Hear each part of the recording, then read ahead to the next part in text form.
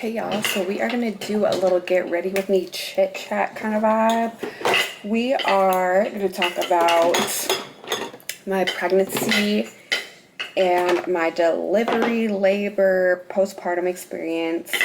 Okay, so I'm gonna get right into it because Chris is in here. They know he's not here today, so I already know he's gonna be trying to do the most. So if you hear my baby cry, mind your business, because guess what? That's what babies do.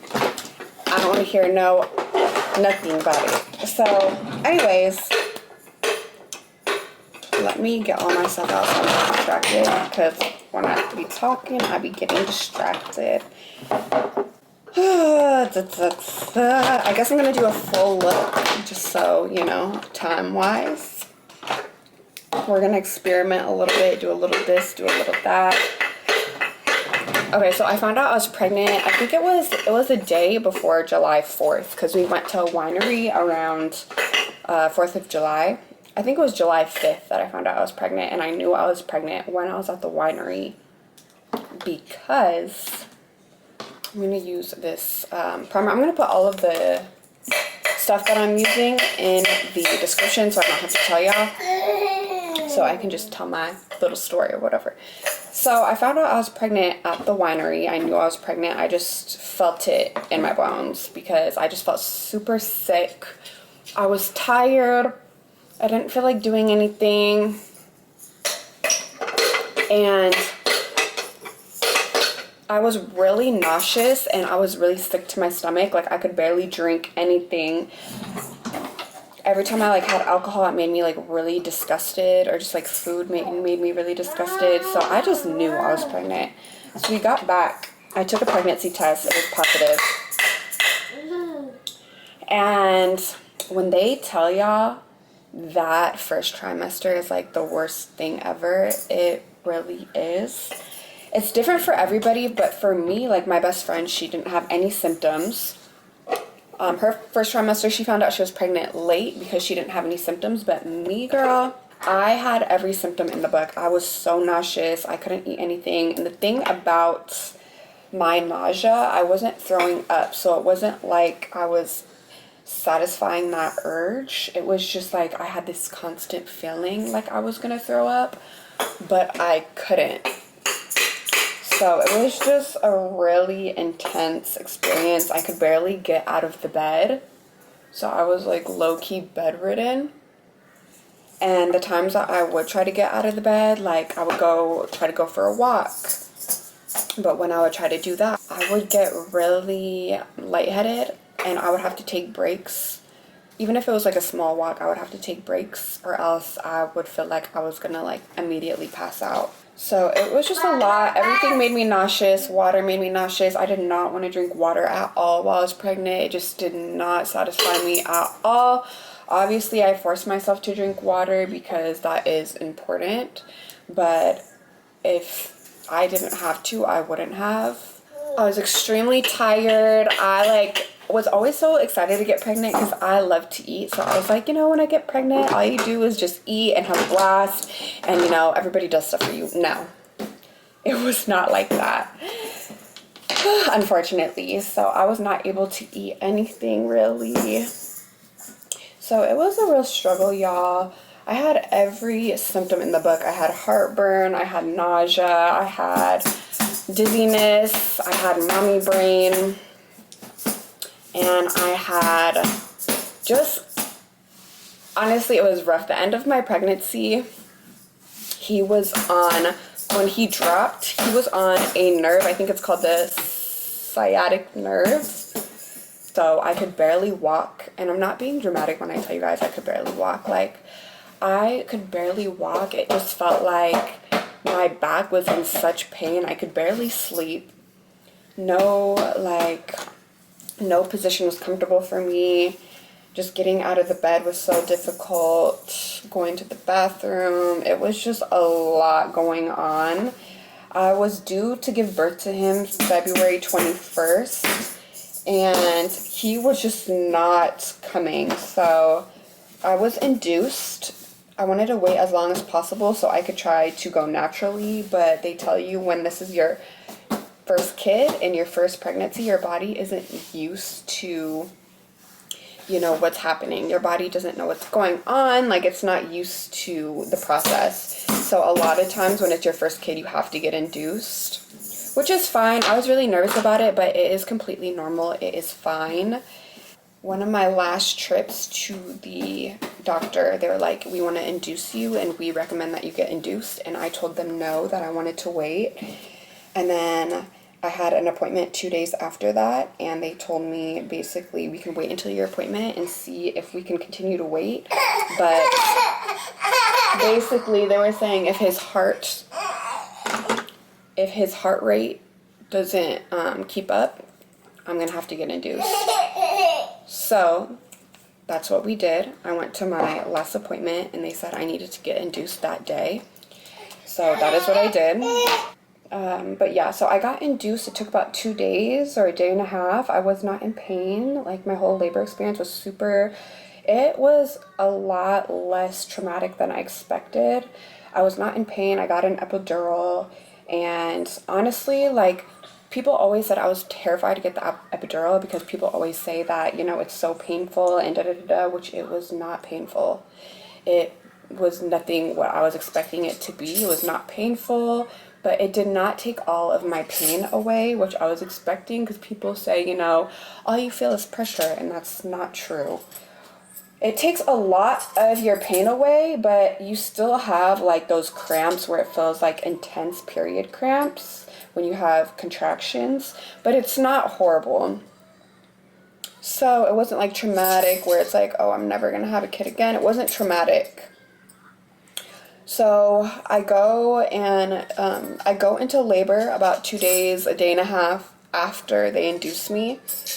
And when you get induced finally, you cannot drink any water. You can't eat anything. And honestly, y'all, like, I have never not drank water in so long. I was so thirsty, and I was starting to get so upset because I was so thirsty and they would only give me ice cubes. And it was just a really uncomfortable feeling. I've never been that thirsty before. So I was just ready to get things going. Like, I was ready to get it over with because I just could not wait to drink some water.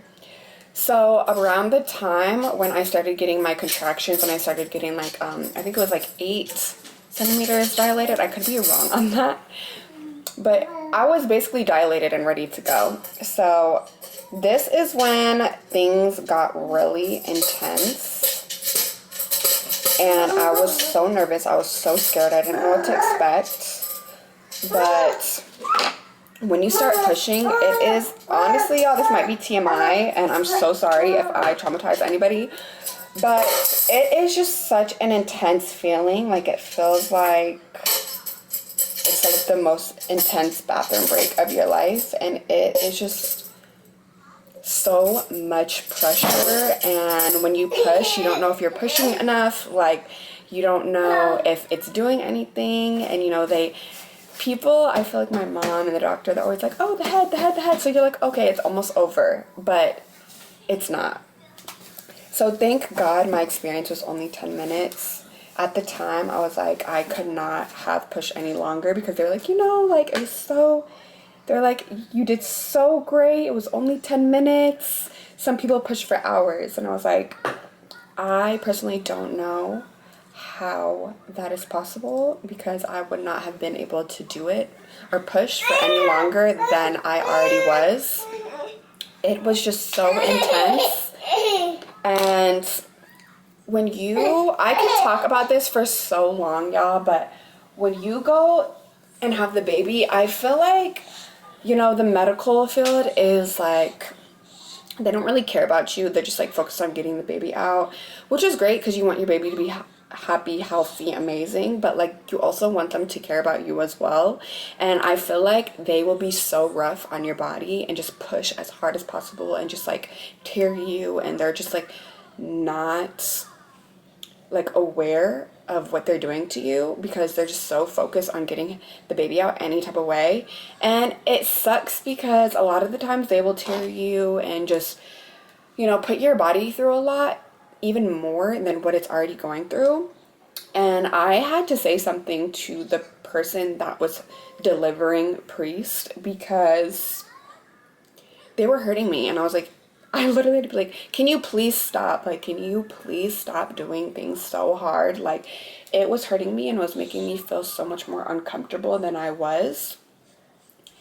And I was just really shocked, honestly. And then when I had him, it is just such a surreal moment. And honestly, you can't even explain it until you have a kid. And it's just like, wow, like, this is my child. Like, this is my baby. Like, how is this baby inside of me? It's the most insane thing.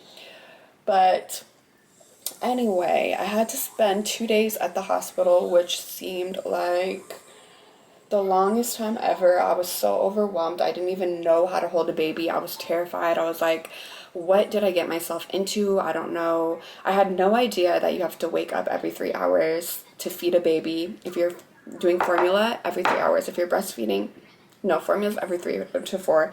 Breastfeeding is every 2 to 3. So I had no idea. You literally have to wake up every 3 hours and wake your baby up, even if they're asleep. You have to wake up every 3 hours. So you'll wake up at 9 p.m., 9, 10, 11, 12 a.m., 3 a.m., 6 a.m., and you have to wake them up every single time. I thought if a baby was asleep, a baby was asleep, okay?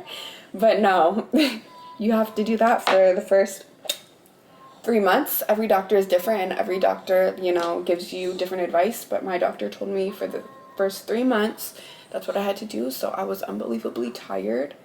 So in the hospital, they don't let you sleep. Every time I would try to go to sleep, it was always someone coming in to try to take my vitals or ask me questions or, do stuff on Priest or wake up to feed Priest or change his diaper.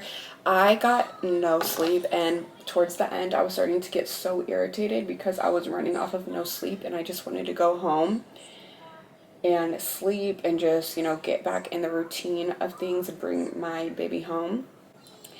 And it was just a lot of pressure, just people like watching you do everything, and just, it was just a lot. And then you meet with like a breastfeeding person to help you try to breastfeed, which was a lot, and I was just like super overwhelmed by it, and I just knew that was not something that I was going to do. I tried it and I tried to pump, but it just was something that was not for me. It just was not for me, and that is okay. Every mom is different and every baby is different, and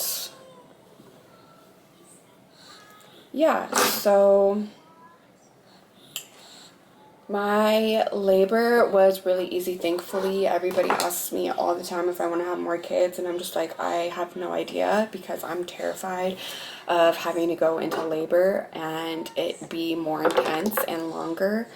Like, I would be terrified if I went into labor again and I was pushing for 2 hours. I just don't know how that would be possible, The outcome and having your baby is obviously so worth it and amazing. It's just such an intense thing, and my postpartum experience, guys, was so intense. When I got home, rewind back to the hospital. So before you leave the hospital, you have to pee a number of times before they can release you. And I had a tear. I don't know what degree it was. I had a tear, so first of all, my doctors didn't tell me all of the things that I needed to bring to the hospital. So everything that I'm learning is from looking on TikTok or researching things on my own. So I don't know what the best things are. Everybody's different, especially if you don't tear. So thank God I got the Freedom Mom pack for labor. That saved my life, y'all. It has hospital underwear, which is comfortable, and it's not that see-through net material, which is horrible. It is so comfortable and just easy to put on. So I wore those my whole postpartum 6 weeks. But at the hospital, they didn't show me how to use anything. They didn't show me what I need to be doing, anything. I kind of just had to figure it out myself and ask questions. I was torn, so when I would go to pee, it was just like the most painful thing ever. It was so painful. I was not drinking water because I did not want to have to go to the bathroom, and every time I went to pee, I started hyperventilating because it was so painful, and I just did not know what to do about it. I didn't know what to do. So I was really in a place where I was really struggling. I've never felt pain like that before. And it was just so intense. So I was not drinking any water. Like, I was holding my pee for so long. When I came home, I was doing the same thing. I had to Google and search how I'm supposed to pee because I could not do it. I was like, there has to be another solution. So I found a way to pee. I literally had to hold my ankles over the toilet and pee with my head down, holding my ankles, so my pee would not touch my cut. As crazy as that sounds, I had to pee like that for weeks. And then after you pee, you have to clean it out using a peri bottle, which squirts water inside of you, and you have to clean out every time you pee, which burns, of course. And then after that, you have to put on this spray, so it's like a numbing spray to numb you. It was a lot, y'all, and I had to really figure this out. It was really trial and error for me, and it was just so much. But yeah, so, if you're pregnant, please get those things and bring them to the hospital. They are so important. I will link them in my description because it saved my life, and I did not find out about the numbing spray until maybe like a week or two after being home. So I wish I had that at the hospital, and it would have helped me so much.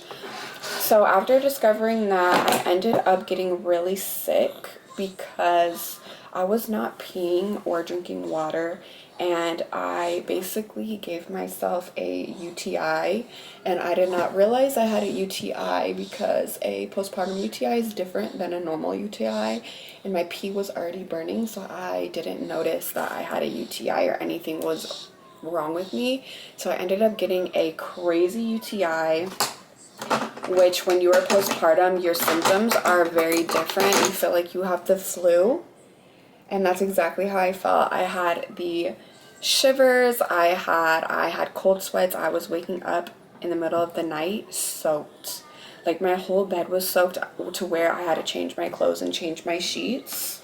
And I've never went through something like that, y'all. Like, I've never had that happen to me ever in life. So I was just, and I've seen cold sweats after having a baby. So I kind of like was not super shocked by that because I've seen that in my little research before I gave birth.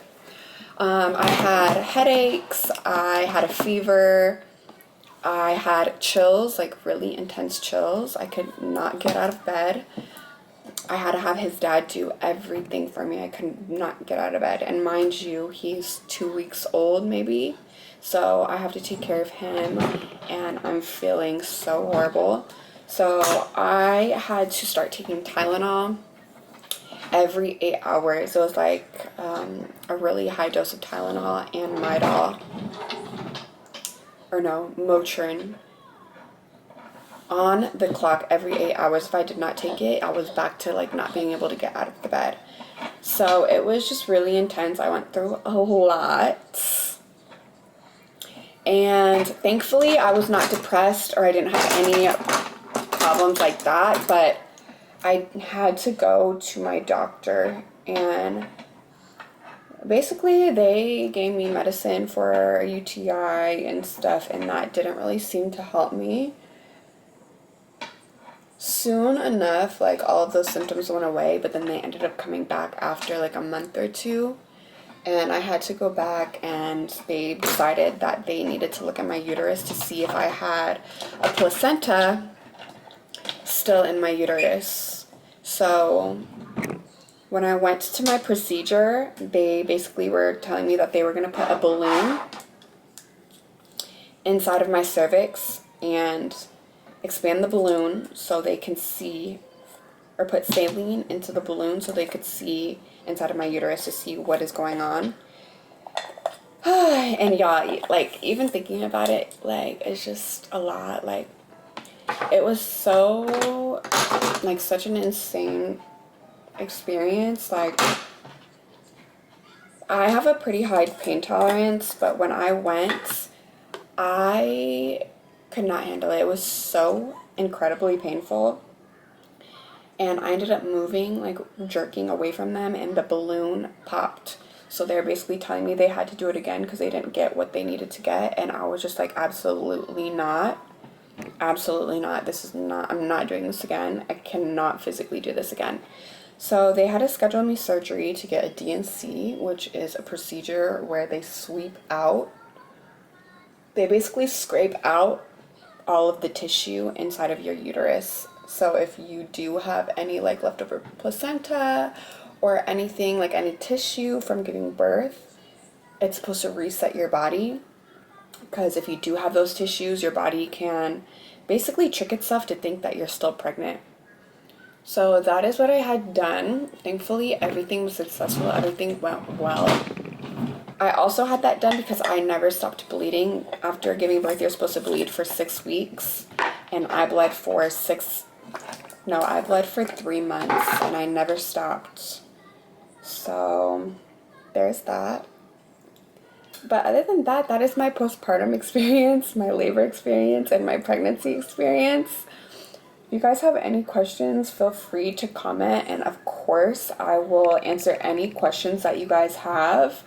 I want to start doing more mommy content just so I can be transparent about my experience and what I do and what I use and what I don't use and what, you know, you need and what you don't need, because all the things, like, everybody's different, every baby's different, and it's really hard to find, like, content out there for moms. I don't know why.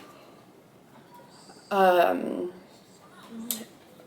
be prepared to give birth and everything, because I never knew epidurals didn't hurt. I never knew, you know, about tearing. I never knew about, like, the post care and what you should bring, what you actually should bring to the hospital, which I brought that Frida kit, which had a gown, it had socks, it had the underwear, it had a numbing foam, which was great and amazing. I used that along with the spray. And then it has wipes that you put as a pad, and just get the whole thing. When you go to the hospital, you're not going to want to use their hospital gown because it smells like a million people have worn it, died in it, gotten blood on it, lived in it. It is horrific. Like, the hospital gowns are horrific, y'all. And I'm a germaphobe, so I don't know if maybe, you know, I'm overdoing it, but it was horrible to me. And I would highly suggest you get that kit because it comes with a hospital gown. Unless you want to buy your own hospital gown, get one. You don't need the socks. You can wear any socks. The hospital will give you a fresh pack of socks. So you could use the hospitals, which I use because you're more than likely going to get blood on it and whatever else. So don't wear good socks to the hospital. Just wear those hospital socks. And unless you want to buy, like, a cozy pair of socks that you just want to throw away or maybe come home and clean, I guess. But you're more than likely going to get blood and whatever else on them. And what else? The hospital will give you diapers, they will give you wipes, they will give you clothes to take your baby home in, like little shirts. Definitely bring a outfit for them to go home in, but they will give you everything that you need. You don't need to pack diapers to the hospital, you don't need to pack wipes. They have all of that. They'll give you pacifiers, they'll give you little formula bottles, so you don't need to pack anything for the baby other than clothes. Also, what else for the hospital? Get the underwear and all of the feminine care and the pads and the ice pack pads. Just get the whole kit. I promise you, it's expensive. It's probably $100, but it will save your life. And if you can't spend $100 on that, you can, I think there's, like, generic options So, but the underwear, y'all, is a game changer. Definitely get that underwear. Do not use the hospital's underwear. It is horrible. And then I'm gonna put in the description the freeze spray that I use. I don't remember the name of it, but it's a essential. You have to have it. So definitely get that. And baby, please. I stressed out about getting his room together. Don't. I almost broke my back trying to get this man's room set up before he got here. Like, if you have time and you want to do that months in advance or whatever, you want to do that as part of your pregnancy or nesting, go for it. But if you're stressed about, you know, oh my God, I'm about to have this baby and I don't even have, don't stress out about it, because I promise you, you're not even going to use the baby's room until they're older. Priest, to this day, he's almost 1 year old and does not use his room. He doesn't sleep in his room. He slept in a bassinet when I brought him home, which you are going to want him to sleep in a bassinet next to your bed, because you're probably going to wake up 1,000 times during the night to just check if they're breathing, check if they're okay. And you have to wake up every 3 hours to change their diaper and feed them. So you're going to want to just be able to roll over. Also have like a little cart by your bed with diapers, water bottles, formula, anything that you need during the night, like in the middle of the night. So you can just roll over and get everything, and you don't have to get up and do the most when you have to feed them and change their diaper. It will save your life, and then you can just go right back to sleep after. But yeah, don't get a crib. They're not gonna use it for a long time, which I made that mistake. I got everything maybe like a week before, and I stressed myself. I got a changing table, I got a crib, and you could change his diaper anywhere. You can change the diaper anywhere. I usually change Priest's diaper in my bed sometimes, everywhere, like in the living room, on the floor, on the couch, in the car if I have to. Like, you will change their diaper everywhere. And they're not going to sleep in a crib, like I said. Get a bassinet, put it by your bed. Good enough. They don't need all of those things in their room right away. If that's something that you personally want to do, go for it. But do not stress yourself out over that. I think that's my biggest advice when it comes to that, because I stressed out so bad to not even use it. If you do formula, you don't need a bottle warmer. It's for breastfeeding. Babies don't really care. If you want to give them a gourmet experience, sure. But a lot of times you don't have time, and you're not going to wake up every time and warm the bottle. So that's just a little piece of advice as well. Other than that, get a sterilizer. I use that every single day. To this day, I use that every single day. I'll do a separate video of things that I use. I throw away a lot of stuff, and I thought, you know, or not threw away, got rid of a lot of stuff because I did not use it and we did not need it. And I'll do a video for you guys of what I use and what I did not use, because I spent a lot of money on a lot of things, and a lot of things I didn't even use. So when you get home with the baby, it's a lot easier. Like, when people say you have that like mom instinct, you do. And, you know, people get nervous, like, what if I don't have it? You will have it. It just comes to you naturally. Don't freak out. It comes to you naturally. I was so overwhelmed in the hospital. I was just like, what did I get myself into? Like, I have to do all of these things. Like, I hope I remember to do these things. I hope I don't miss anything. I hope, you know, blah, blah, blah, blah. But it will come to you so naturally, and you are going to do amazing. And don't freak out. Any questions you guys have, I will be so happy to answer it. So, yeah, that is the end of our video. I'm going to put on my lip liner.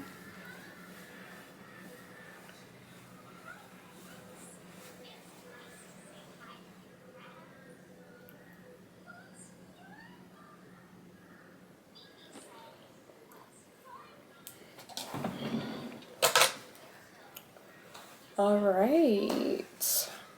I got powder all over. Also, y'all, I should have put my little brow gel. I don't do it all the time. I don't really do my brows like that, but I should have put brow gel before I put anything on, so I could have carved my brows out, but it's okay. We're not doing anything today. We are just doing a little look.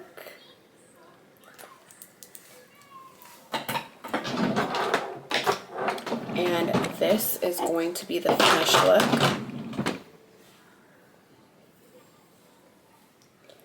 I hope you guys enjoyed the video, and make sure to like, comment, and subscribe.